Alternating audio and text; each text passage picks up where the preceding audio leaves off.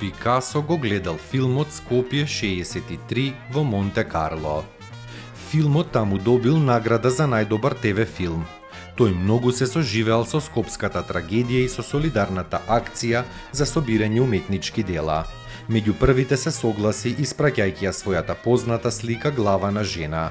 Донацијата е личен избор на авторот. Сликата е дел од серијата женски портрети, негов омилен мотив кој се провлекува уште од 1932 и во кој се присутни кубистичките форми карактеристични за неговото зрело творештво. На 17.11.1971 сликата е украдена од изложбените сали на постојаната поставка. Вратена е на 21.4.1972 со големи оштетувања. Со извршената реставрација таа го доби првобитниот изглед. Пикасо посхумно бил добитник на наградата за светско културно наследство на 38-та Светска галерија на цртеж во 2010 година. Според статутот, Остен се обврзува да има онолку дела од добитниците на оваа награда колку што брендот Остен има години во годината кога е доделена. 66 цртежи, графики и керамики од колекцијата на издавачот и трговец со уметнички дела Амброаз Волар се собственост на галеријата Остен. Збирката Волар генерално се состои од неколку теми: љубовна војна, ателјето на скулпторот, Рембрандт, Монотаур и портрети на Волар. Поголемиот дел од графиките во собственост на галеријата произлегуваат од темата ателјето на скулпторот и се автобиографско прикажување на Пикасо како скулптор и како љубовник. Поточно ја одразуваат љубовната афера што Пикасо ја одржувал со Мари Терес Волтер во тој период.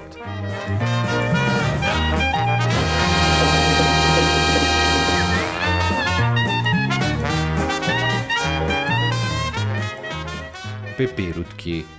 Во Македонија има 202 вида дневни пеперутки, што представува околу 50% од нивниот вкупен број во Европа.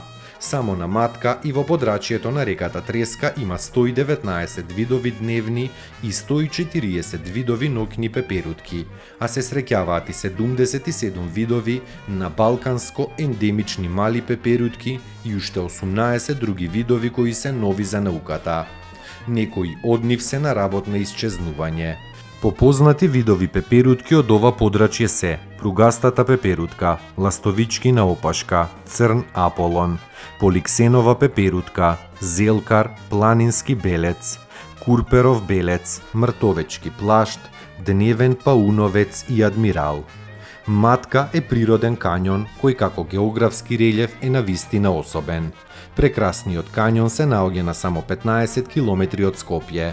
Опфаќа 5000 хектари од прекрасното езеро, стрмни планински падини, возбудливи пештери и живописни средновековни манастири. Благодарение на својата исклучително добра положба во близина на Скопје, кањонот привлекува туристи од целиот свет. Матка е седиште на бројни и разновидни билки и животни, меѓу кои некои се и единствени во регионот на Балканот.